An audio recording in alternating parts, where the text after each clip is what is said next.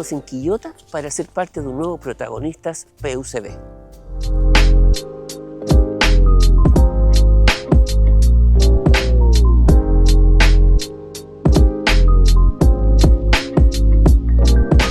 Y nos encontramos en la Facultad de Ciencias Agronómicas y de los Alimentos para entrevistar al decano Ítalo Cunio Arratia. Bueno, decano, cuénteme de dónde es usted, cómo recuerda su infancia, aquellos años que iniciaron este camino que hoy lo tiene como decano de la Facultad de Ciencias Agronómicas y de los Alimentos. Perfecto, mira, bueno, primero que todo, muchas gracias al equipo por estar acá, por entrevistarme, por el espacio y por venir a este campus sí, que está tan lejos, campo, no, pero que generalmente pasa un poco desapercibido, pero que es bello en todo su sentido, aparte que es rico estar acá, escuchar los pajaritos. Yo soy de Valparaíso. Perfecto. Hice mi infancia y mi juventud en Valparaíso, estudié en los Sagrados Corazones de Valparaíso, un colegio muy tradicional de la zona, y fui, digamos, esculpido por la cultura porteña. Perfecto. Esa es mi infancia, que los que somos de la zona sabemos muy bien, digamos, que nos llena. ¿Ah? Uh-huh. Sí. ¿Y cómo definiría usted esa cultura porteña? ¿Qué es lo que lo marcó? Yo diría que en la década, ¿cierto? Sobre todo la juventud, estaba muy el ámbito de Valparaíso, ciudad patrimonial. Claro. Entonces, toda mi juventud era mucho de recorrer los cerros, de entender la historia del puerto, que es tan rica, ¿no? Me acuerdo en el colegio, alguna profesora nos hizo hacer trabajos de los cerros. La profesora Liana Barzúa. Sí, me hizo clase también. Claro, entonces teníamos que estudiar, investigar y registrar la historia de los cerros. Entonces, yo creo que está llena de ese tipo de cosas, mi niñez, mi infancia y mi juventud. ¿Y usted era del cerro? La Virgen, mi familia es del Cerro La Virgen, ahí está la casa de mi abuelo, de hecho hasta el día de hoy está ahí. Y claro, después yo ya niño nos movimos a Viña. Perfecto. Pero sigue estudiando en Valparaíso.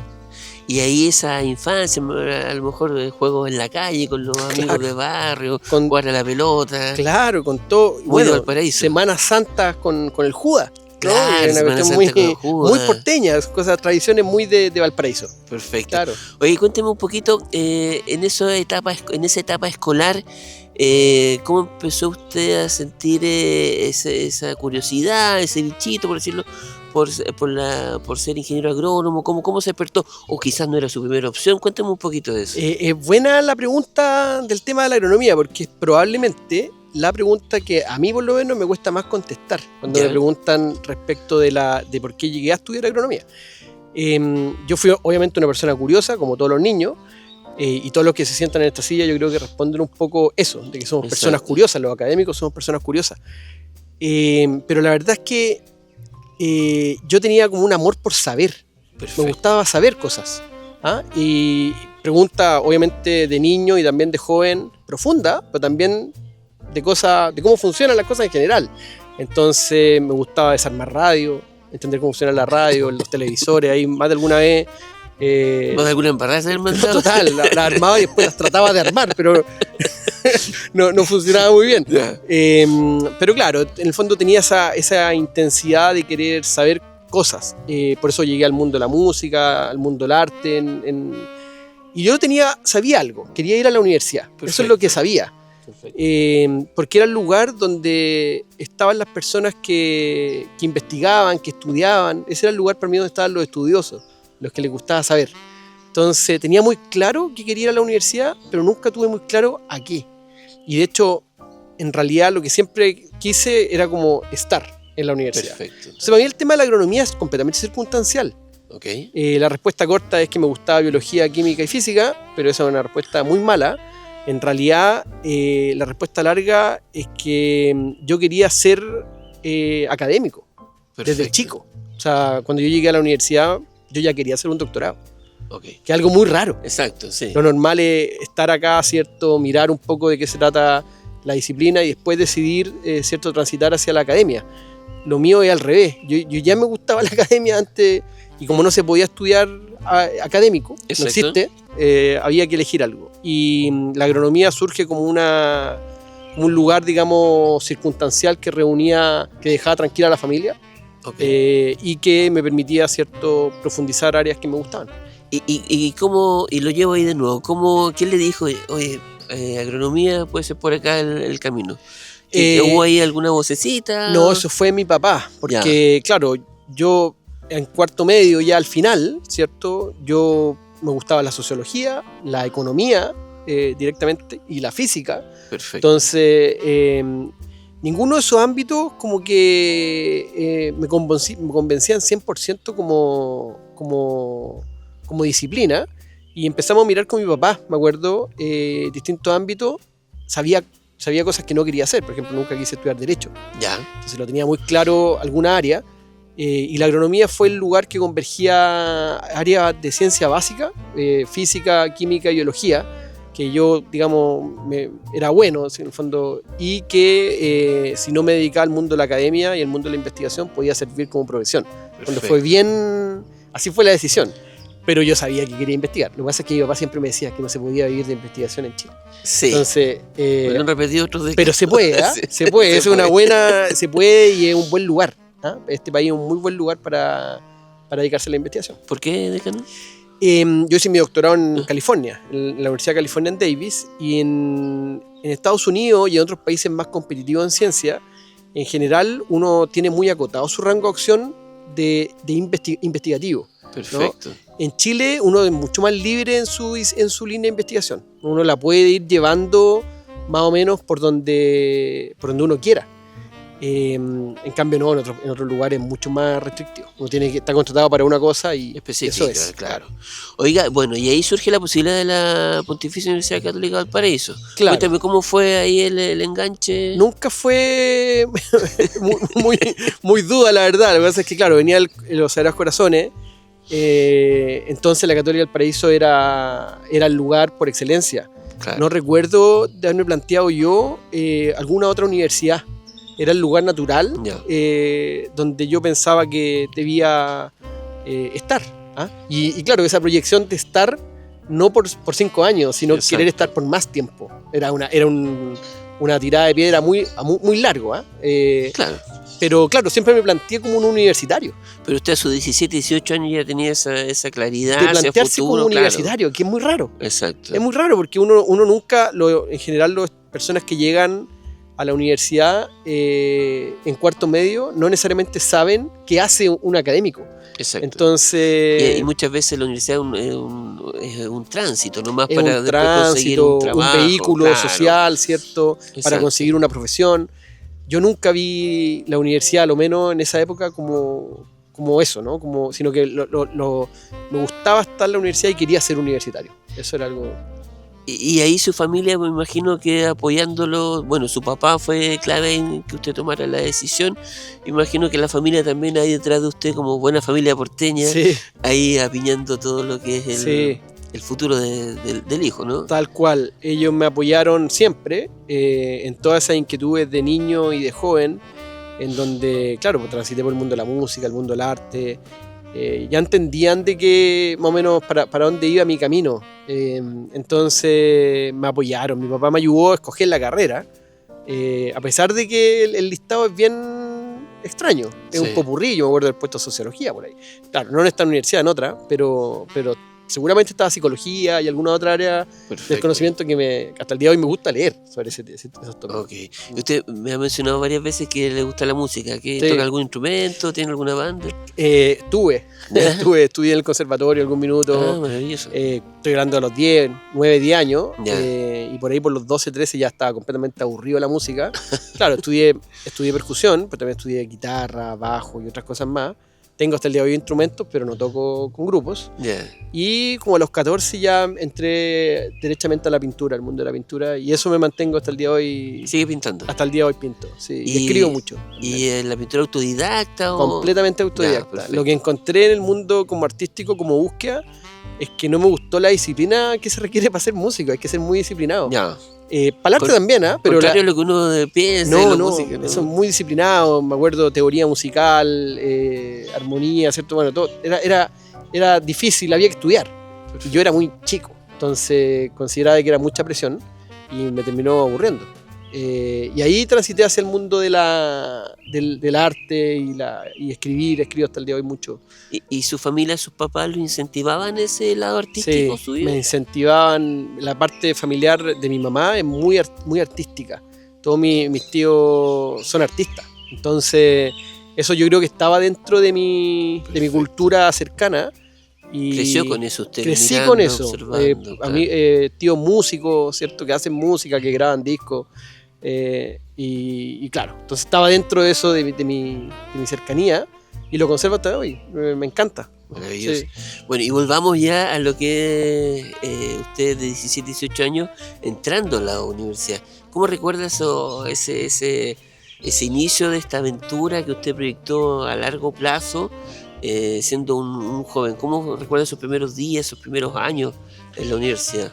Maravilloso. El primer año de universidad de aquellos tiempos, por lo menos los recuerdos que tengo son demasiado buenos, sobre todo que en esta escuela, en la escuela de agronomía, que es donde estamos hoy día, había un campamento a fines del primer año. Ya. Y nos íbamos, era como la práctica 1, y nos íbamos todos, éramos 100 en esa época, más profesores, funcionarios, y nos íbamos a un sector de acá de la región, y estábamos 5 días, y ahí habían trabajos sociales, habían cápsulas pequeñas de trabajos particulares, de temas de agronomía, veíamos frutales, era muy entretenido. Ese primer año fue notable, yo creo que y en ese campamento nos terminamos de conocer, compañeros que no nos conocíamos. ¿Y usted tenía clases acá? Acá, bueno, en Casa Central también. Ya. En ese tiempo, de hecho, teníamos más clases en Valparaíso que acá. Ya. Veníamos un día acá, el miércoles. Ya, perfecto. Sí, ahora no, ahora vienen todos los días. Bueno, decano, usted asumió hace poco su rol precisamente de decano de la facultad. Y leí en una entrevista que le hicieron ahí cuando usted asumió que, leo textual, quería contribuir a consolidar una facultad más conectada con el territorio.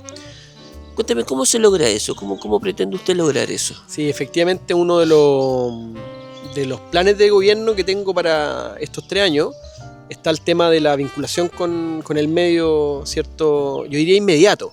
A ver, el tema de la facultad y lo que hacen sus profesores muchas veces queda desdibujado porque todos tienen actividad internacional, ¿cierto? Claro. Publican en revistas internacionales y también salen a hacer presentaciones en los más diversos lugares, ¿no? Sí. Donde hay conferencias científicas. Pero algo que se ha ido, o que yo he visto que hemos ido perdiendo competencia, es, no solamente acá, sino que en toda la universidad, es en el vínculo inmediato con el medio. Esto se resuelve en otros lugares de manera muy concreta. Se contratan profesionales que son extensionistas y que ellos, digamos, ayudan a dar la bajada de lo que Perfecto. Está haciendo el profesorado en la comunidad más cercana. Eso, obviamente, esa figura no la tenemos en Chile. Creo que vamos a tener que avanzar hacia allá. Pero lo que sí podemos hacer es ir juntándonos con los gremios. Esta es una facultad que desarrolla temas agroalimentarios, que son claro. Muy importantes para el país, y en donde en general las comunidades están organizadas. Los gremios agroalimentarios, ¿cierto?, tienen organización. Entonces, lo que falta, de manera muy, muy concreta, es empezar a vincularnos con esos gremios. Hacer el nexo. El nexo, y poder contribuir, ¿cierto?, también a las preocupaciones que tienen los gremios. Claro. Y digamos, ellos tienen el pulso de lo que está pasando en la cadena agroalimentaria en este caso. Claro, entonces, una comunicación bidireccional en el fondo. Claro. La facultad lleva a sus profesionales y también los gremios aportan las inquietudes que puedan tener y así se va generando. Claro, entonces este concepto de vinculación bidireccional, ¿no? Perfecto. Entonces, los gremios también a nosotros nos ayudan muchísimo porque nos están diciendo qué es lo que les preocupa, hacia dónde dirigir la investigación, hacia dónde dirigir la docencia también. Claro. Que es una cuestión importante también desde el punto de vista de aseguramiento de la calidad para una universidad. Y sobre todo hoy en día que hay tanta necesidad en cuanto a escasez hídrica, Correcto. En cuanto a desarrollo sustentable, por ejemplo, de la agronomía. Claro. En ese sentido, me imagino que también la facultad siempre ha sido un aporte, pero hoy en día, en el contexto actual, me imagino que aún más, ¿no? Siempre fue un aporte. Esta facultad, desde el comienzo, estuvo muy ligada al mundo agrícola, muy conectada. De hecho, se hacían hace tiempo atrás la parte de vinculación era muy potente. Y eso, con el cambio de universidad que parte por ahí por el 98 hasta la fecha, digamos, en el fondo, en donde la investigación ha aumentado de forma sin precedentes. O sea, en el fondo, la cantidad de artículos que realiza esta facultad estaba multiplicada por 10 a lo que hacía, o más, a lo que hacían en su minuto. Claro. Entonces, yo creo que falta volver a conectarse, pero con esta bidireccionalidad, ¿no? En el fondo, que el medio nos diga cuáles son sus dolores, qué es lo que necesita, y nosotros poder empaquetar cierto proyecto y también tecnología acorde a las necesidades. Oiga, decano, y usted lleva casi 15 años, si no me equivoco. 15 años, como profe. Como profesor de acá, claro, de la facultad, de la Escuela de Agronomía. Cuénteme, según su visión, como profesor y ahora como decano, ¿cuál cree usted que es el sello que le imprimen los profesores precisamente a los alumnos que pasan por esta facultad? Yo diría que hoy en día, y justamente el miércoles pasado estuvimos en el aniversario de la Escuela de Agronomía y de la facultad, ¿cierto? Los mismos estudiantes, exalumnos que hicieron su exposición nos dijeron, el pensamiento crítico surge como una cuestión, como concepto de fuerza muy relevante. En el fondo yo creo que hay algo que tiene el cuerpo profesor hoy día de la facultad, es que enseñan a sus estudiantes a pensar de forma crítica. Perfecto. Y esa es una cuestión no trivial, sobre todo en los tiempos que vivimos hoy en día. Es un tema demasiado relevante, creo yo, que sobresale de la media. Entonces aparece el concepto de pensamiento crítico, aparece el concepto también de profesores cercanos a sus estudiantes, de profesores que van más allá de lo necesario para que los estudiantes logren aprender, ¿cierto? Claro. Aprender lo que tienen que aprender, pero más allá incluso, ¿no? Y ahí aparece el concepto del sello PUCB, la ética, ¿cierto? El hacer, cómo enseñar la ética en el día a día. Y se puede, la verdad es que yo creo que hay un sello que tienen los profesores de esta facultad que lo hace ser distinto. Y que hace que nuestra oferta formativa sea muy distinta al de otras casas de estudio. Y en el tema del pensamiento crítico, profesor, ¿cómo se impregna ese pensamiento crítico? Uno pensaría que en una carrera como agronomía, al ser más científica, el pensamiento crítico como que queda un poco de lado, un poco marginado, porque se va más a lo exacto, podría decirse. A lo exacto, si se quiere, claro. ¿Cómo se impregna ese pensamiento crítico? Lo que pasa es que, en rigor, todos los profesores acá, y es raro, algo ha pasado en los últimos 15 años, las personas que han llegado, pero cada profesor en sí mismo, yo creo que son todos bien filósofos. ¿Ya? No hay que olvidar que el doctorado, cuando uno hace un doctorado, en rigor pasa por filosofía de la ciencia, ¿cierto? Y el pensamiento crítico está muy conectado, lo que nosotros enseñamos, ¿cierto? A pensar, a decir, no a entregar recetas. Okay. Ese es el concepto, porque en agronomía uno podría perderse en eso. Uno podría perderse en entregar recetas para ser más productivo. En el mundo de los alimentos también, en el mundo de los alimentos también, para empaquetar un producto funcional, también uno podría perderse en la fórmula y enseñarle la fórmula a los estudiantes. Pero si uno les enseña a pensar, ellos logran dimensionar que es más allá de la fórmula y que están acá no para aprenderse fórmulas, sino para aprender a cuestionar y para diseñar soluciones, que es algo distinto. Entonces, yo creo que en general nuestros estudiantes se alegran mucho, sobre todo cuando ya salen, se dan cuenta de que pueden diseñar soluciones y no solamente aplicar lo que le enseñaron. Yo creo que ahí hay una cuestión distintiva. Y ahí va la cercanía también con los profesores, porque al igual que usted cuando desarmaba las radios y las teles y no las podía armar, hay también una prueba y error, y quizás para eso están los profesores, para que los muchachos, los jóvenes no se desanimen y sigan con ese pensamiento crítico. Claro, ¿no? Ahí se produce un círculo muy interesante. Pasa que en nuestros laboratorios hay muchos estudiantes de pregrado trabajando en nuestros laboratorios en general, aparte de los que tenemos en el posgrado, más los investigadores que trabajan en los laboratorios. Entonces es una oportunidad única para ellos de poder también impregnarse de hacer ciencia en el día a día. Claro. Oiga, y en ese mismo sentido, bueno, usted lo adelantó hace poco, pero el sello que el alumno que pasa por esta facultad impregna en la sociedad? ¿Cuál sería según su visión? Yo creo que el tema del sello PUCB es un tema que nunca hay que olvidarse que esta universidad tiene, que uno a veces piensa de que es un concepto muy centralizado, claro, muy de la universidad, pero en realidad tiene una bajada al aula impresionante. En el fondo uno inmediatamente logra detectar, y nuestros exalumnos se dan cuenta incluso cuando hay un exalumno enfrente de ellos que es de la PUCB, por ejemplo un agrónomo de PUCB, y se reconocen. Perfecto. Sin saber que eran agrónomos de acá. Y es porque hay un estilo de una forma de hacer, de ser profesional también, ¿ah? Cercano, con un trato distinto, con una aproximación distinta a las soluciones, siempre teniendo en cuenta la dignidad humana, que es un concepto que nosotros en general hablamos en clase, claro, el tema de la dignidad humana. Entonces se reconocen, y si ya se reconocen es porque hay algo en común. Hay algo en común, claro, ¿ah? que los distingue, aparte de todo este tema del pensamiento crítico que está presente. Oiga, decano, y en ese sentido, ¿qué le diría usted, por ejemplo, a un joven que está en la duda de ingresar o que está con varias opciones? ¿Por qué usted le recomendaría que ingresara a la Facultad de Ciencias Agronómicas de los Alimentos de la Pontificia Universidad Católica del Paraíso?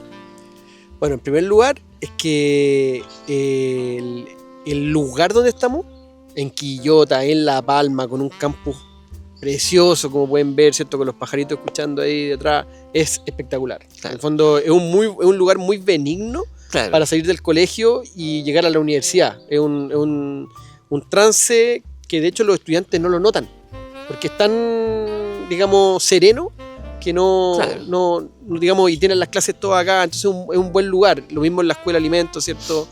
Son lugares muy protegidos. Entonces, acogedores. Hay una cuestión, acogedores, esa es la palabra, acogedores. Ese es un primer concepto. Otro concepto es que el desempeño agroalimentario es clave para el país. O sea, al fondo el área agroalimentaria es clave para nuestro país. Siempre lo ha sido, por lo demás. Y es un área de desempeño que simplemente no va a desaparecer. Los países cuando se desarrollan, a pesar de que las matrículas en la área agroalimentaria cae un poco, siempre sigue existiendo, porque claro, alimentos necesitamos comer. Entonces es una disciplina que siempre está presente, va cambiando, mutando, ¿cierto? En el tiempo, pero que siempre está. En tercer lugar, es que en los últimos 15 años ha habido una transformación en el mundo agrícola. La sustentabilidad es troncal, no es un tema electivo. Claro. No se puede producir alimentos de forma no sustentable. Siempre, o sea, es la única manera que hay, sobre todo con el cambio climático global. Entonces, esta escuela tiene ya una larga data, un tránsito de más de 20 años en esa materia. Entonces, yo creo que es un buen lugar la escuela y la facultad, también nuestra escuela de alimentos, son lugares que están muy conectados con esa idea del quehacer en un ambiente cambiante. Bueno, decano, la crisis hídrica hace casi 10 años, yo diría que un poco más, ha sido un tema central en nuestro país. Regiones que lo han pasado muy mal, como por ejemplo la región de Valparaíso. Y según lo que yo había anotado por ahí, es que la última cifra del Ministerio de Obras Públicas, que las acuña Greenpeace, señalan que actualmente nuestros embalses nacionales tienen 4.900 millones de metros cúbicos actualmente, lo que significa un 18% menos que agosto-septiembre del año pasado. Tengo entendido que su trabajo de investigación se basa principalmente en temas de escasez hídrica,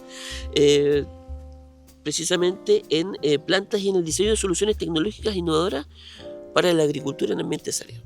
Cuéntenos un poquito de lo que se trata su investigación y cómo este trabajo puede ayudar al tema de la escasez hídrica en nuestro país.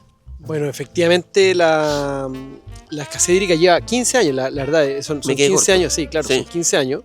Hay un estudio que salió este año que incluso habla de, la mega sequía, pero habla de 2 años, el año, creo que el 2019 y el 21, que de una hipersequía, o sea, de una situación ya extraordinariamente grave. Estos 15 años lo que han hecho la agricultura es transformarla. Entonces, ¿qué es lo que ocurre? yo lo que me dediqué a investigar desde mi doctorado hasta la fecha, ya más de 10 años investigando esto, es cómo las plantas responden a la sequía. Perfecto. Cómo responden fisiológicamente a la sequía. Y ahí, esa es la línea 1. Hemos estado avanzando en algunas especies, particularmente vitis vinífera, vides, y palto últimamente, quinoa y algunos otros especies vegetales, de interés agronómico. Entonces, ¿para qué? Para poder justamente identificar los umbrales de, por ejemplo, cómo regar, cuándo regar, ¿cierto? Entonces, si uno no sabe... regar por regar, por ejemplo. No regar por regar. Claro. ¿Y qué pasó? Que en el boom frutícola de Chile uno podía equivocarse más.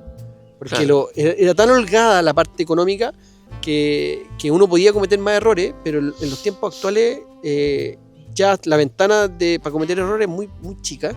Entonces hay que ser mucho más preciso, entonces empieza el tema de la agricultura precisión, el riego precisión, y mi línea, a pesar de ser más de ciencia básica, dentro de la es fisiología, contribuye justamente a entender eso. Pero tengo una línea 2, que lo que hemos estado haciendo último tiempo, acabamos de cerrar un FONDEF, para empaquetar productos que lo que hacen es mantener el agua por más tiempo cerca de la raíz. ¿Ya? Entonces hay un tema también orientado al mundo de la sequía, pero ya que ya es derechamente un producto que se le puede aplicar a la planta para poder mantener un gel, un hidrogel. Eso es lo que se hace.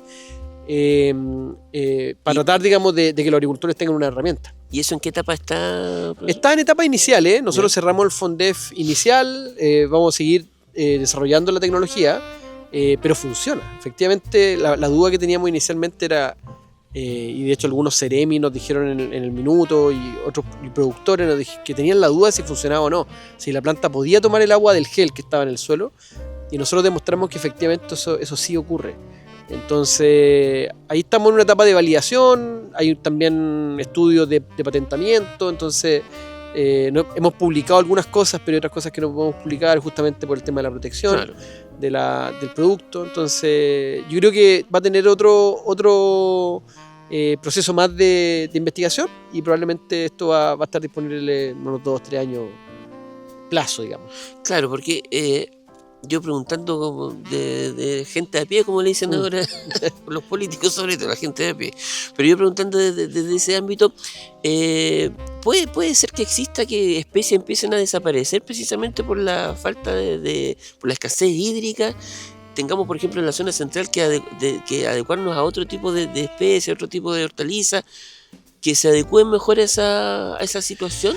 Claro, efectivamente eso es lo que empieza a ocurrir. Lo que empieza a ocurrir es que, sobre todo este valle, que es un valle muy importante para Chile y para la producción frutícola mundial también, o sea, se produce mucha exportación acá, el valle se empieza a ordenar en base a lo que realmente puede hacer y con el agua que dispone.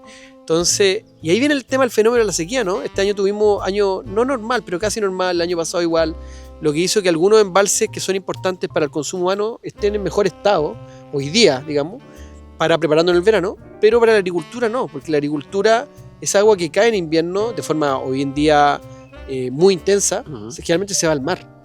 Entonces, los agricultores lo que necesitan normalmente es nieve, y tenemos menos precipitación de nieve, entonces vemos que las temporadas de riego están complicadas. Independiente que veamos todo más verde, que de hecho está más verde. Y uno tiene la sensación de que llueve más. Y uno tiene la sensación, pero la verdad es que esa agua, en Chile las obras civiles para poder contener esa agua no se llevaron a cabo nunca, son de los años 60. Entonces, Chile no tiene un sistema para poder almacenar agua, digamos, en cómo se requiere para los valles. Por lo tanto, depende de la nieve, depende del hielo de la nieve. Y hay menos precipitación de nieve.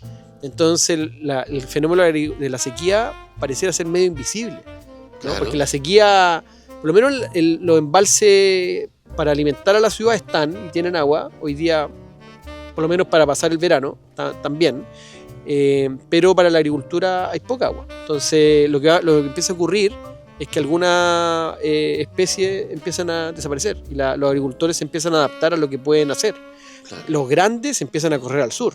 Eso ya es un tema que viene hace por lo menos una década, de agricultores grandes de la zona que empiezan a moverse a lugares donde hay agua. Claro. donde hay más disponibilidad hídrica.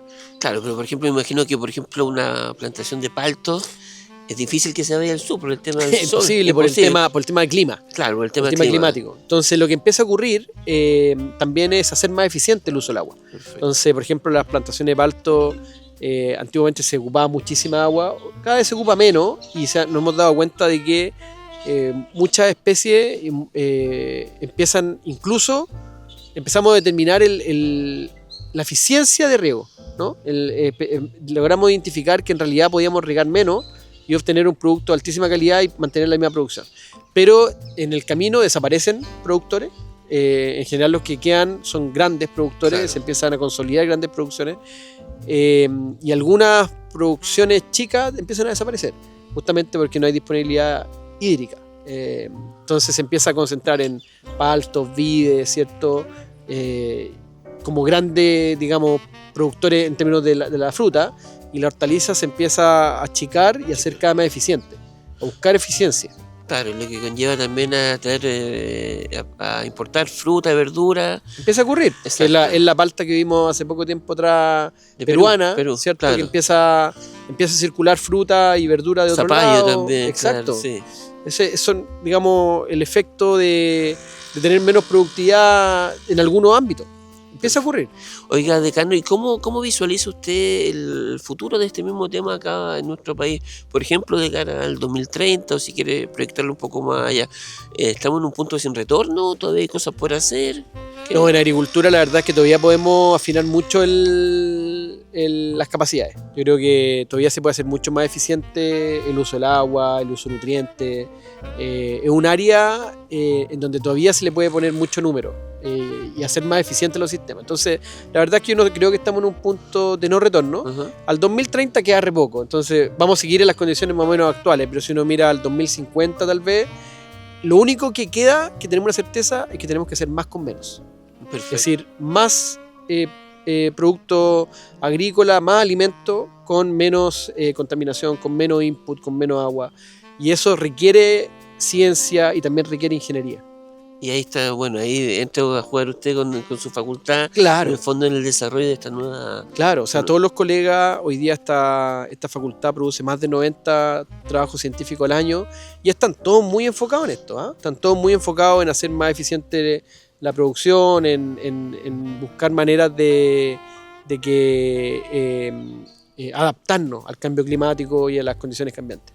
Claro, porque para ir cerrando esta pregunta, el cambio climático también, o sea, uno puede poner todas las intenciones de querer mejorar la situación actual, pero ¿cómo ve usted el tema del cambio climático? ¿Cómo va esa línea? ¿Si va a descender?